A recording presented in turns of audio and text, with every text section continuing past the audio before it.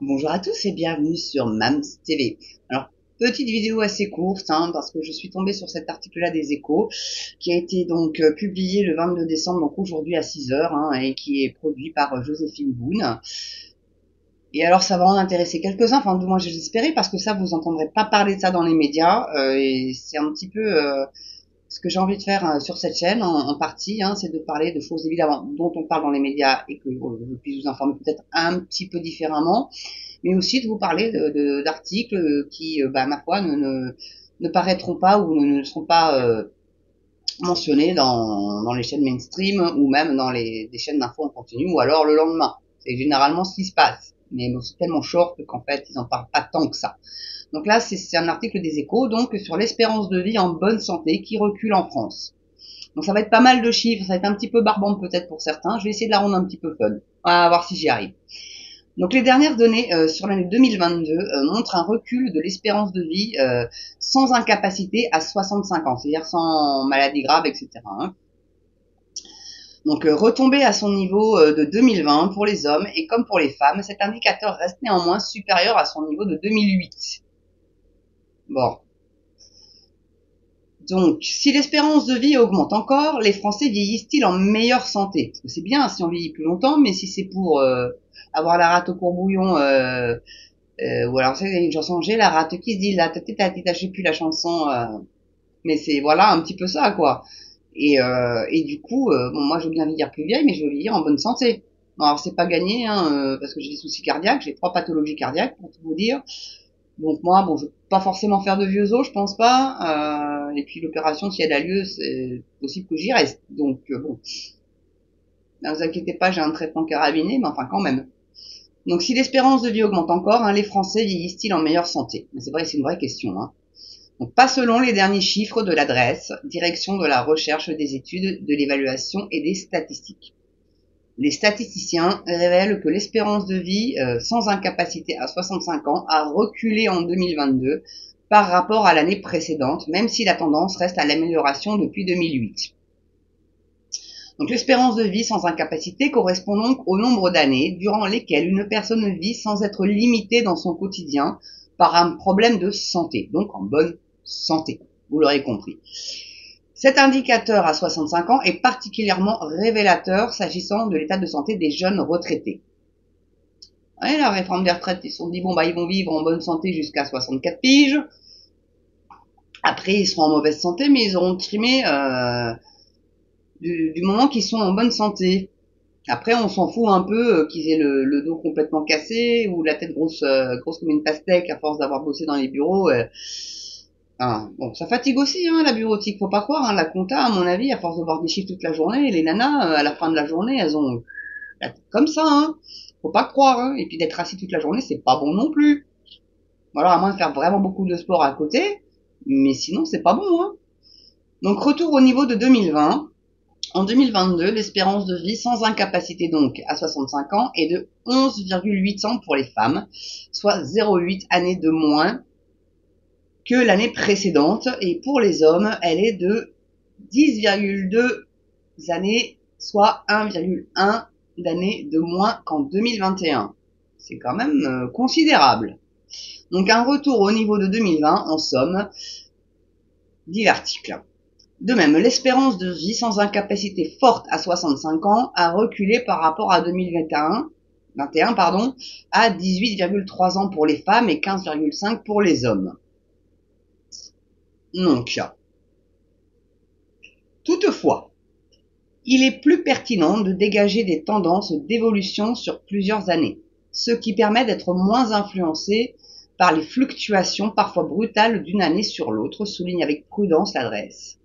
Et il faudra donc attendre de voir si la tendance se confirme dans les années à venir. Vous avez un petit graphique en dessous qui vous montre de 2004 à 2022 l'espérance de vie donc à 65 ans, l'espérance de vie sans incapacité grave à 65 ans et l'espérance de vie sans incapacité à 65 ans.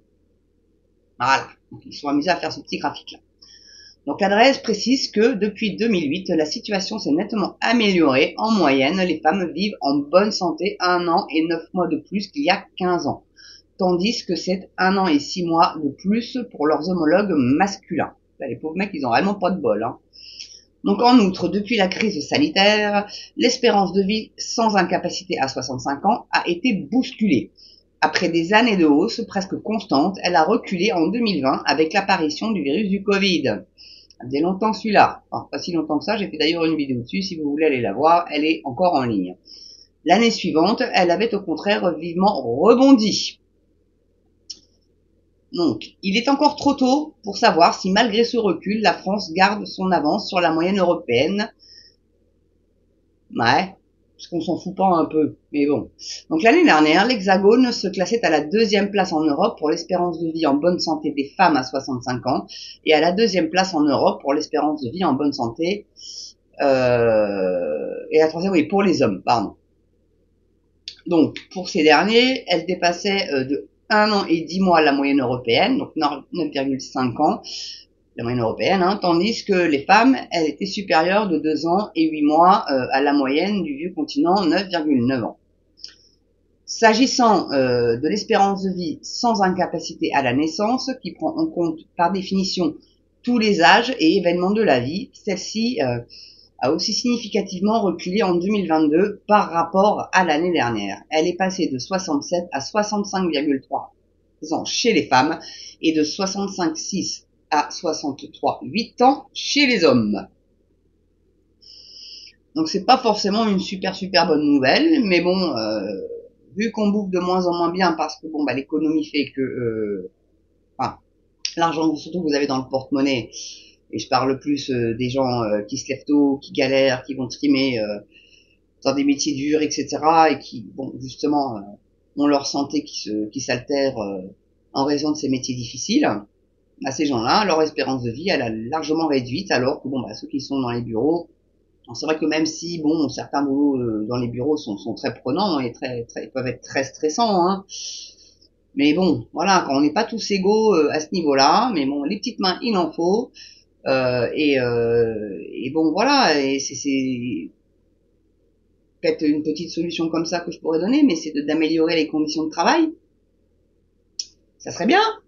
Bon, je sais qu'il y a déjà des progrès qui sont faits, par exemple au Lidl, hein, le Lidl de ma ville, la grande ville, où ils ont, quand ils débutent, ils ont un manteau ou je sais pas si c'est un blouson, je sais pas, qui les éduque en fait à bien, quand ils se penchent pour ramasser un colis, pour le mettre en rayon, à être bien positionner le dos bien droit et à plier les jambes. Bon, moi je suis une fille de kiné, donc moi j'ai toujours su ça, mais bon, tout le monde n'est pas enfant de kiné.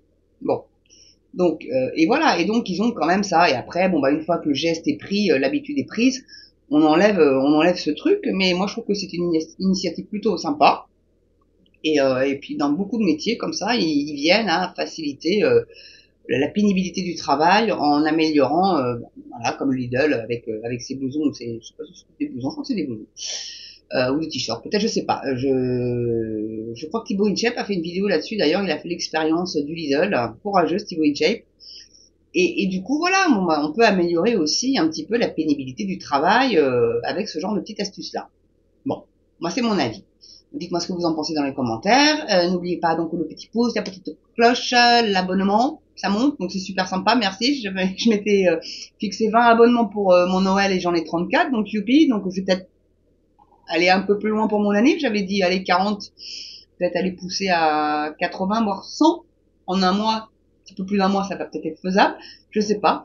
Enfin, en tout cas, si vous avez aimé cette vidéo, donc le pouce, la cloche, l'abonnement, et puis partagez hein, sur vos réseaux sociaux.